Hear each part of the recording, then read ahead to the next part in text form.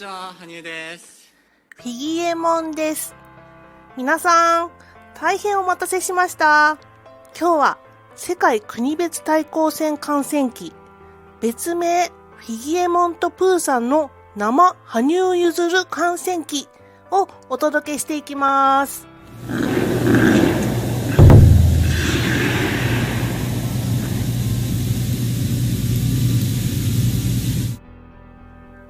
リアルタイムでの生観戦記はこのチャンネル初となりますね。聞いてるあなたがなるべく入り込めるように時系列での体験記形式になっていますので、最後まで楽しんでいただければと思います。いってらっしゃい。さて、前回の私の観戦は東京代々木第一体育館で開催された2019年全日本選手権でした。全日本選手権は私が行ったのが12月19日木曜日の女子ショートの日だったので、生羽生選手を見たっていう意味では2019年の世界選手権公式練習以来ということになります。事の始まりは開催から約2ヶ月前、なんとなくね ISU のサイトを見ていると、今後の予定大会に2021年4月世界国別対抗戦っていう文字をね見つけました。そっか、今年は国別の年だったんだって思いましたね。国別対抗戦は2年に一度なので毎年開催されるわけではないんですね。今回の国別対抗戦は大阪での開催予定でした。世界選手権は無観客だけど、2020年11月の NHK 杯、そして12月開催の全日本選手権は観客を入れていたっていうことから、日本開催の世界国別対抗戦はおそらく観客を入れるだろうと私は考えました。時期的に世間的に問題がありつつっていう感じではありましたが、羽生結弦の演技を1回でも多く生で見ておきたい。そしてできたら競技会で見たい。そうなったらもう今できる限りの準備を全力でするのみです。私は国別が行われる約2ヶ月ほど前からいつのチケットが当たってもいいように自分のスケジュールを調整することにしました。本気でやります。まずはチケットの抽選です。私の第一希望は4月16日のフリー、そして第2希望は4月15日のショート、そして申し訳程度にね、エキシビジョンを後日申し込みしました。もちろん投資券が一番いいんですが、投資券はチケット数が少ないので当たる可能性が低いんですよね。抽選は投資券も含めて4つ応募したっていうわけです。そして抽選結果は、最後に申し込みをした4月18日日曜日のエキシビジョンだけ当選という通知が来ました。羽生選手が出場する大会っていう風に分かった上での当選は実はね本当にすごいことなんです。もうありがたくエキシビジョン観戦に行くことを決めました。 OK。 大会は12時会場で14時から17時の3時間の公演です。このスケジュールなら東京から新幹線で日帰りで行くことができます。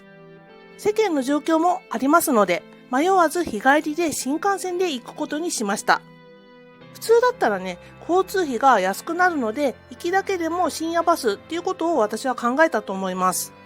でもこの際お金のことは言ってられないっていうことで、11時頃新大阪駅着の光、帰りは21時頃東京着の光の往復チケットを大会の初日15日に取りました。なんでこんな15日なんかに取ったかっていうと、大会が開催されるまでは結果的に観客を入れない、大会中止なんていうこともありえました。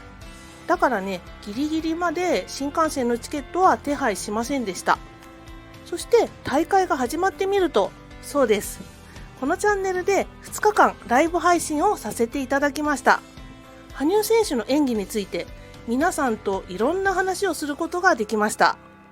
そんな連日幸せな日々を送ってからのエキシビジョン観戦となったわけです。すごい。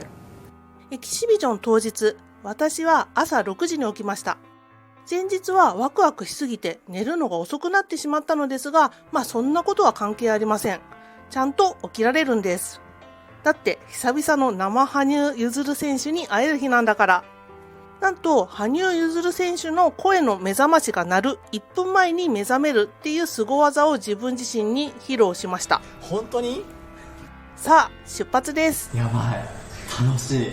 いつもはスイカで電車に乗りますが、往復で買うと安くなると地元の駅から切符を改札に通します。なんだか旅行感満載です。日曜だし人があまりいない駅で一人ウキウキしながら電車に乗りました。なるほど。東京駅に着いて、そうだ、駅弁買おう、そう思い立ちました。普段は私朝ごはんを食べないんですが、新幹線で駅弁を食べるっていうのはね、なんか好きな私なんですよね。今日ぐらい駅弁買って朝ごはん食べよう、そう思って東京駅の新幹線乗り場近くの崎陽軒のチャーハン弁当を買いました。この駅弁は量が少なめで朝ごはんにぴったりです。ホームに行くと東京が始発だからかもう乗る新幹線が来ています。わーい、久々の新幹線です。私が乗った車両には前方に一人しかいないっていうね、ガラガラの状態でしたね。何気に人がいないの好きな私は気分良くなっちゃいました。そして東京出発をフィギエモンプーさんと一緒にお祝いします。なんて素敵な朝なんだろう。そうだ、プーさんと一緒にご飯食べようということで、プーさんと崎陽軒のチャーハン弁当がテーブルにいるっていう楽しい図が出来上がりました。チャーハン弁当を食べ終わってふと窓を眺めると、快晴の富士山が素敵に見えるじゃないですか。富士山をプーさんに見せてあげると、なんだか嬉しそうなプーさん。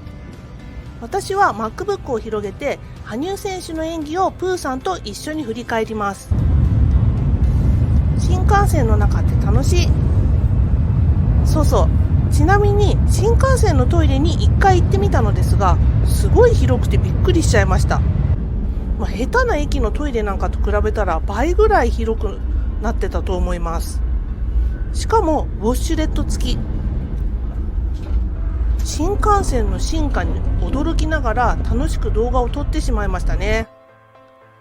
そうしている間にもどんどん羽生選手のいる大阪へと猛スピードで進んでいく新幹線。あっという間に新大阪へ到着しました。着いた。ここから地下鉄に乗り換えだったよね。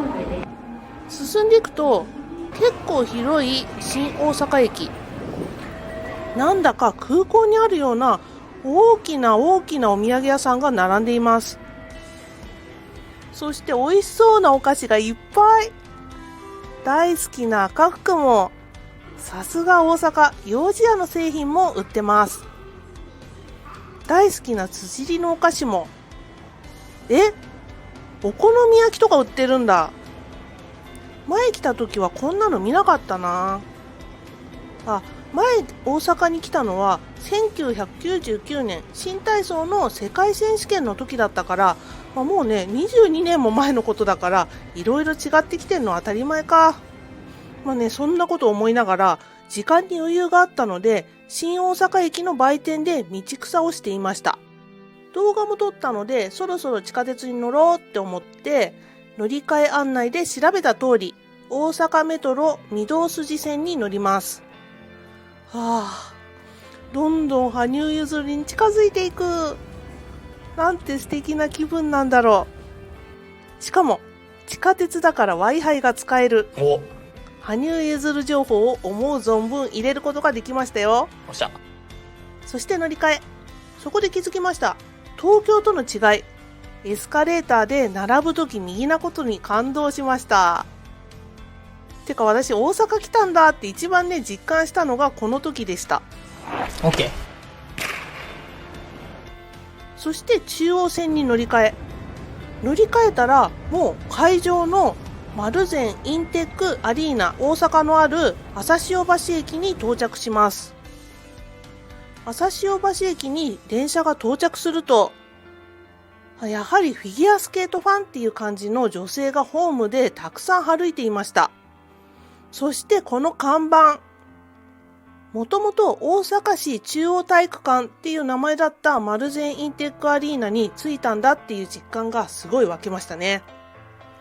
横を見ると体育館っぽい屋根が見える。改札を出るとこんな素敵な看板が。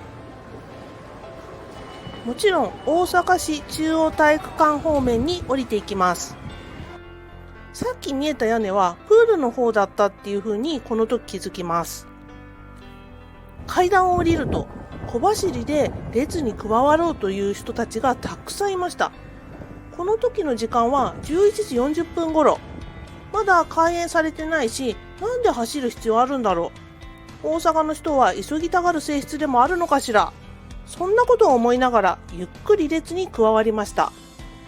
驚くことに列前方が見えないほどの列になっていて、みんなどうしてこんな早く来るのかな、そんなこと考えてました。12時になると列が動き出しました。こんな感じで結構人が前にいる状態です。会場に入るための列ができています。ソーシャルディスタンスを取るための印がこんな可愛いものでした。思わずね、写真撮っちゃいましたよね。5分ぐらいかけて中に入ることができた私は、会場に入って左側に進みます。いつもは売店が立ち並ぶフィギュアスケートの大会ですが、今回は売店が一つも見つかりません。会場内の売店でさえやっていなかったのはちょっと驚きでしたね。そして何やら音が聞こえてきます。リンクに誰かがいるみたいです。とりあえず自分の席を見つけよう。そう思って会場入り口と反対側まで来たとき、チケットの A ブロックが出てきました。やっとあった。席はだいたいこの辺で、試合だと審判の真後ろっていう表現がぴったりの席でした。席についてリンクを見ると驚きました。羽生選手が例のトレーニングウェアを着て練習してるじゃないですか。あのかっこいいトレーニングウェアです。ここで私思い出しました。そうだ、エキシビジョンの練習の時間が12時ぐらいからだったって書いてあったような気がする。国別対抗戦すべての日のスケジュールを印刷してチェックしていたのに、この瞬間まで気づかなかった私、もうバカバカって思いましたね。だってもうちょっと早く会場に着くことができたのに、のんきに並んでたんだから。おかげでさっきご紹介した動画が撮れたんですけどね。というわけで、もう席に着いた瞬間から羽生選手を拝めるっていうサプライズに私の心臓はついていかず、ドキドキずっとしていました。羽生選手を久々に見て、テレビ画面で見るより優しい人になった、そんなことを私は感じました。結構近くにいたので、羽生選手の雰囲気っていうのがダイレクトに伝わってきたんですよね。前、2019年世界選手権の公式練習の時は、久々に見る演技をいろいろね、観客に見せようとしてくれていた羽生選手。でもその姿はとても張り詰めたものがあって、怪我した後っていうのもあったし、ちょっとね、きつそうだなって思ったのを思い出しました。今ここに近くにいる羽生選手は戦闘モードではあるけど、余裕も感じられるようなすごく優しいオーラを周囲に出しながらも圧倒的にきらめいてました。やっぱり試合っていうのが残ってるな、そんなことも感じましたね。ショーの時はこういう感じがね、全くない羽生選手。同じ羽生選手でもいろんな羽生選手がいる。そしてこれは試合後のエキシビジョンバージョンの羽生結弦なんだって実感しました。この実感ができたのも練習を長く見れているからです。本番とは違うこの何とも言えない空気、そして観客が 50% しか入ってないっていうことと、開演前で席もね結構空いてる状態でした。だから羽生選手はある程度リラックスした姿だったのかもしれません。それにしても本当に大きく見えるこの会場、代々木第一体育館が私小さいって思ってたんですが、バカでした。この会場だったら一番上の席でもかなりねよく見えるでしょうね。最初にリンクにいたのは覚えてるのがロシアのミシナ・ガリアモフペア、アンナ・シェルバコワ、坂本花織。他にもね、ワンペア、シングル2人ぐらいいたと思うんですけど、もう覚えてないです。だって見てるのは羽生選手だけだから。最初はいなかったけど、後から出てきたのが、ミハイル・コリアダ、ネイサン・チェン、ブレイディ・テネル、ジェイソン・ブラウンだったかな。宇野昌磨選手は最後まで出てこなかったので、あれとは思ったんですが、多分ね、この日の順番は前半だったので、この時いなかったのかなって思ったりしましたね。 OK。 この時は曲かけ練習だったみたいで、誰かの音楽に合わせたようにジャンプの練習をする羽生選手が一人戦闘モードっていうか、そんな感じに見えました。動きもキレッキレですごかったです。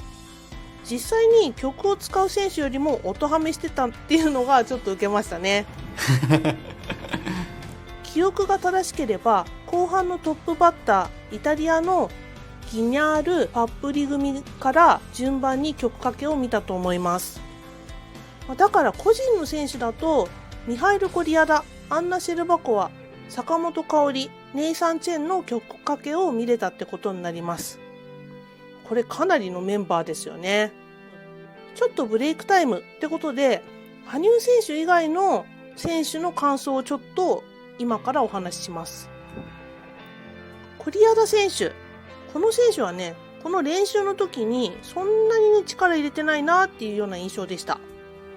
体は本当に細くて、テレビで見るのと同じかもうちょっと細い、そんな感じがしました。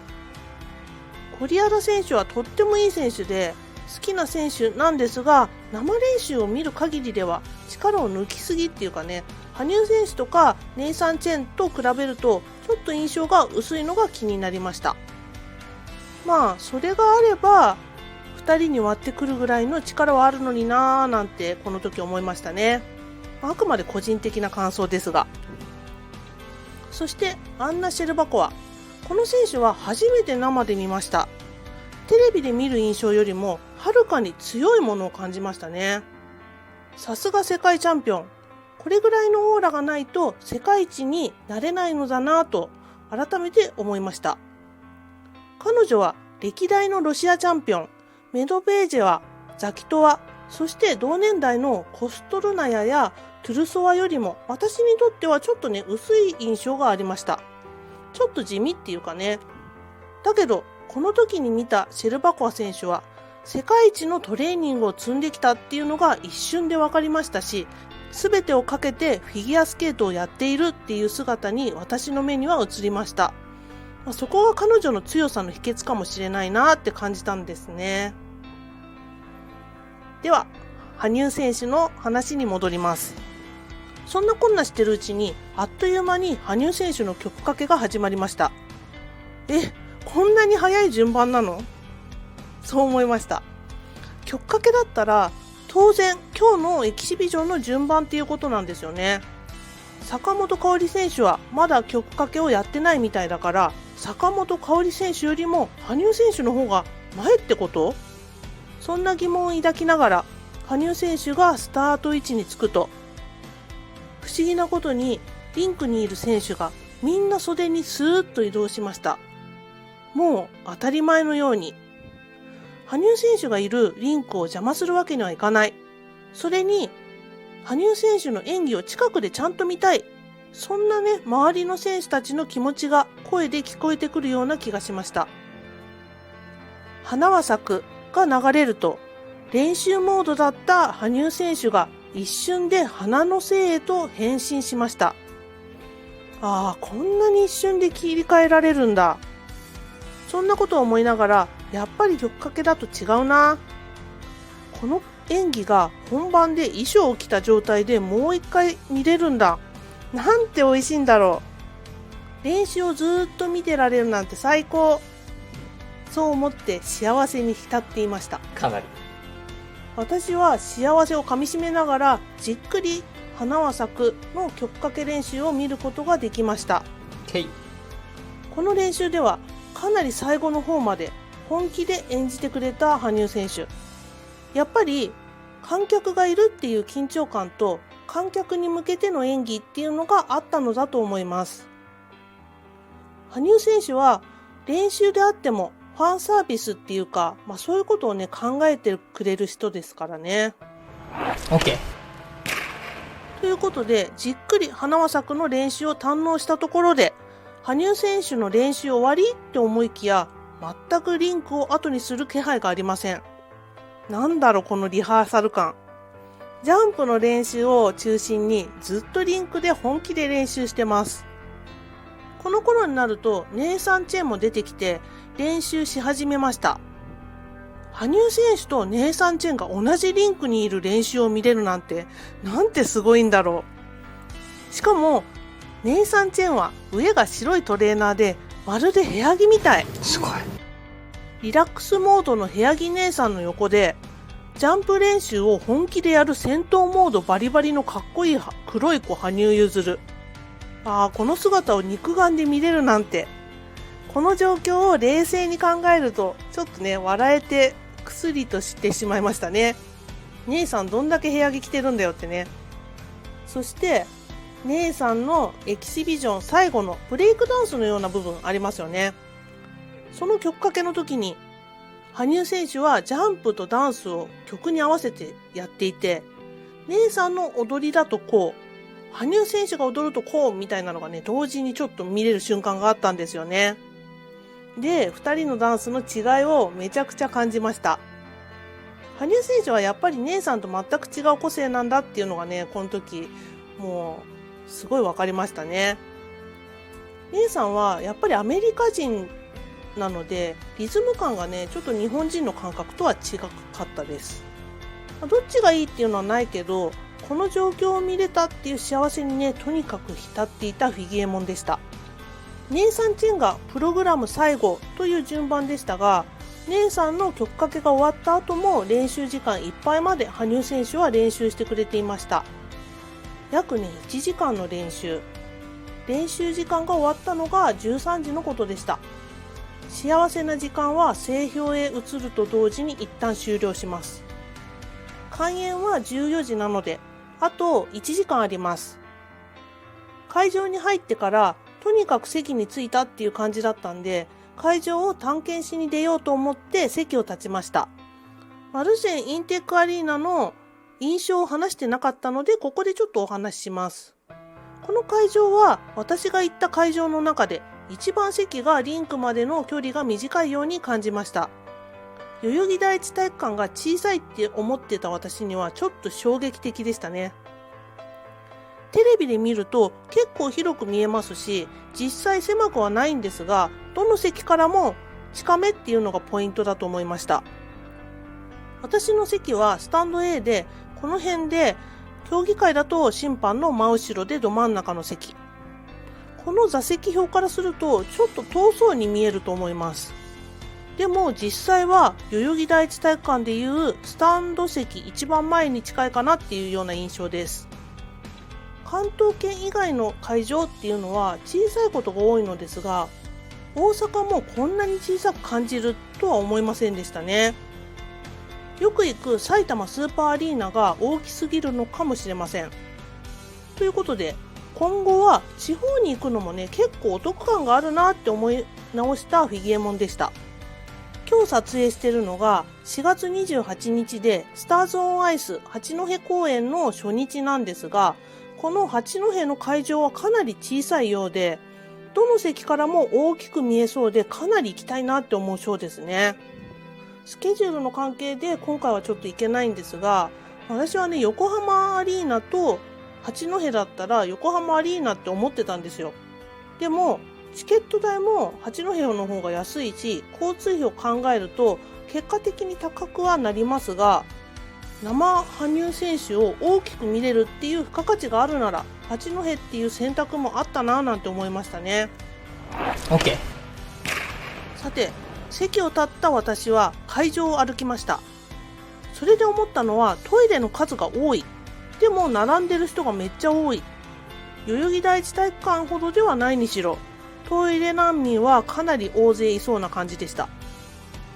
私はこの休憩時間で一度トイレに行って、そのまま帰りの新大阪駅までトイレに行きませんでした。それは食事をね、行きの新幹線でしか取らなかったからできたのかもしれません。このチャンネルのライブ配信の時に、羽生結弦ダイエットっていうことについて話題が上がりました。羽生選手の競技会が近づくと食べられなくなるから自動的にダイエットになるっていう羽生結弦ダイエット。私はこの体験はなかったんですが、さすがに会場到着直後から生羽生結弦を小1時間もね堪能したっていうこともあって、食べること自体を忘れてました。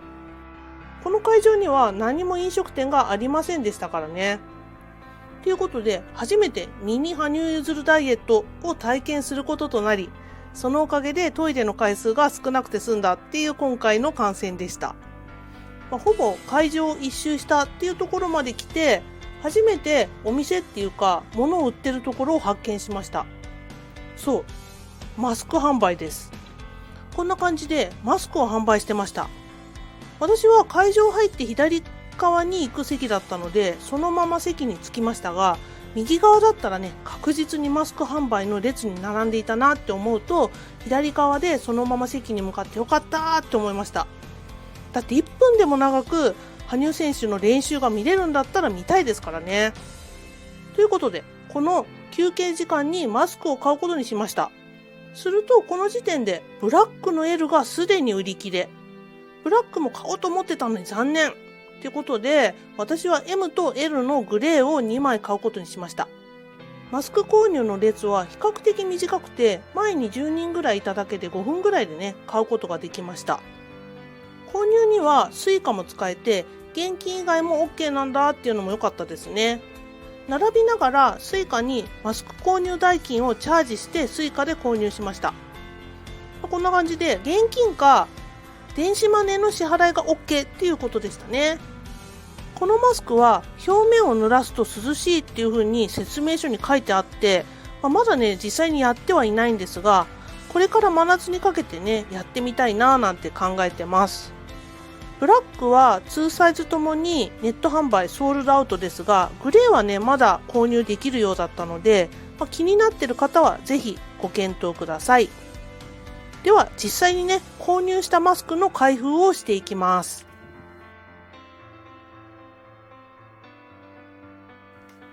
これが今回買ってきた世界フィギュアスケート国別対抗戦のマスクです。こんな感じ。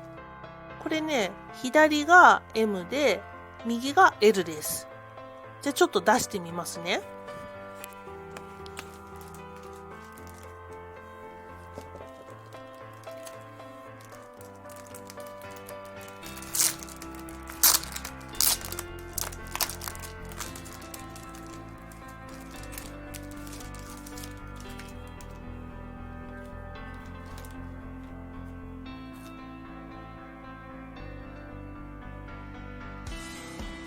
こんな感じです。私最初にこのマスクをご紹介した時にプリントにしか見えないって言ったんですが、これねちゃんと刺繍でした。はい。羽生選手こっち側にねなんか日の丸つけてましたよね。じゃあ M を出してみますね。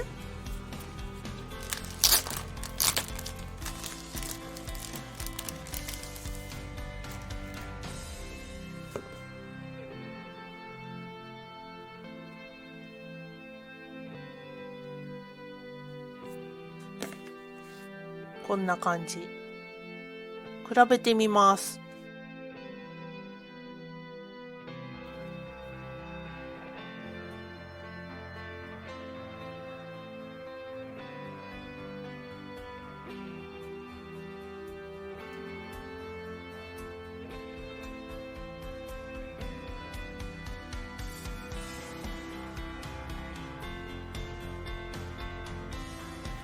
で、厚みはね結構あります。で、伸びがこんな感じ。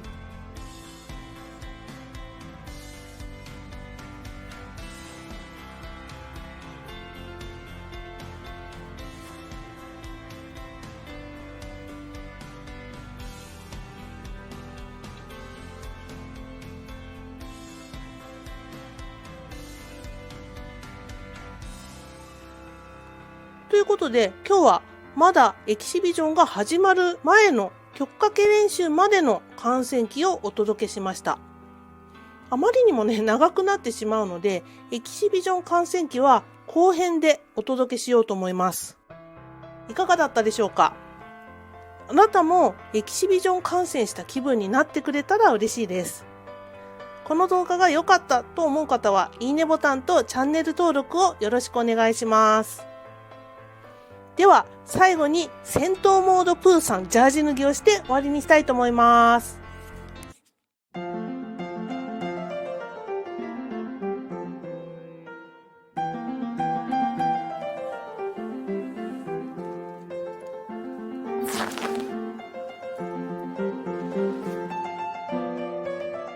ひげえもんでした。さようなら。